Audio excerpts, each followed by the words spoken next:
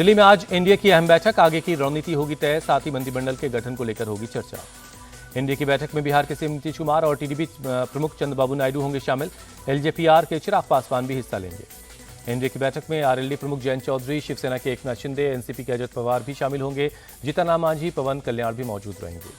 आज इंडिया गठबंधन की होगी बैठक, गठबंधन के सभी दलों के नेता शामिल होंगे। आगे की रणनीति पर होगी चर्चा।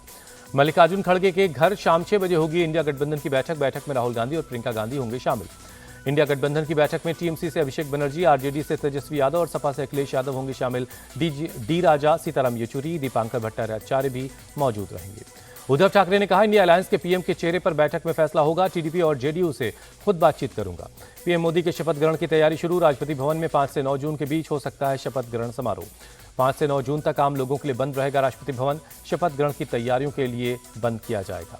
17वीं लोकसभा का कार्यकाल 16 जून को खत्म हो रहा है। उससे पहले नई सरकार का गठन होना है।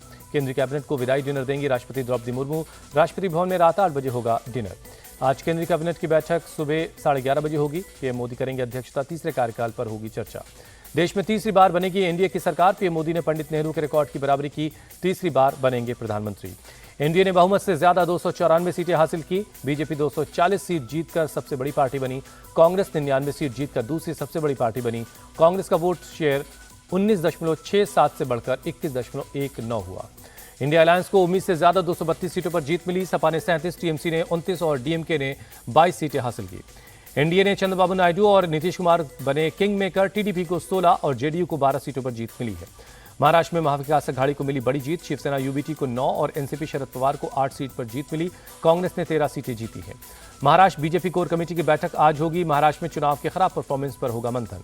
एनडीए की जाति के बाद पीएम मोदी का बीजेपी हेडक्वार्टर में हुआ स्वागत। पीएम मोदी ने जीत को बताया लोकतंत्र और संविधान में भरोसे की जीत। पीएम मोदी ने इंडिया अलायंस पर किया चेक, कहा विरोधी एकजुट होकर उतनी सीटें नहीं जीत पाए जितना बीजेपी अकेले जीती है। पीएम मोदी ने तीसरे कार्यकाल में बड़े फैसले के संकेत दिए। कहा तीसरा कार्यकाल देश में बड़े फैसलों का नया अध्याय लिखेगा, ये गारंटी है।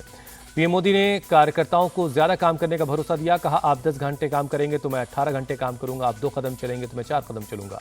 पीएम मोदी ने कहा इस जनादेश के कई पहलू हैं। 1962 के बाद पहली बार कोई सरकार अपने 2 कार्यकाल पूरा करने के बाद तीसरी बार लौट कर आई है। पीएम ने देशवासियों का शुक्रिया अदा किया। कहा जनता ने एनडीए पर भरोसा जताया। तीसरी बार एनडीए की सरकार बनना तय है।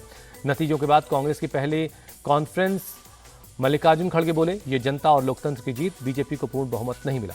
चुनाव नतीजों के बाद बोले राहुल गांधी, नतीजों से साफ है देश की जनता मोदी शाह को नहीं चाहती। राहुल गांधी बोले ये चुनाव एक राजनीतिक दल के खिलाफ नहीं था, संविधान को बचाने के लिए था।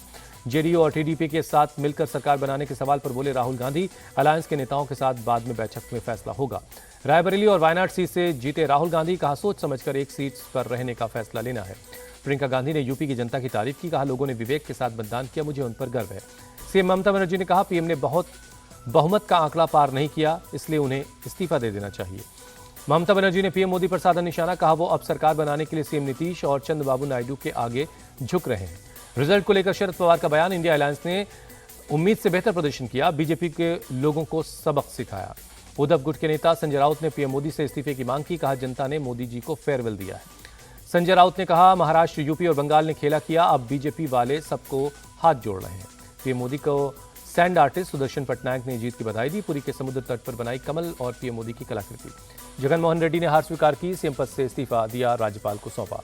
आंध्र प्रदेश विधानसभा चुनाव में टीडीपी सबसे बड़ी पार्टी बनकर उभरी है। अब तक 135 सीटों पर जीत हासिल की है। पीएम मोदी और अमित शाह ने टीडीपी चीफ चंद्रबाबू नायडू से की बात, जीत की बधाई दी।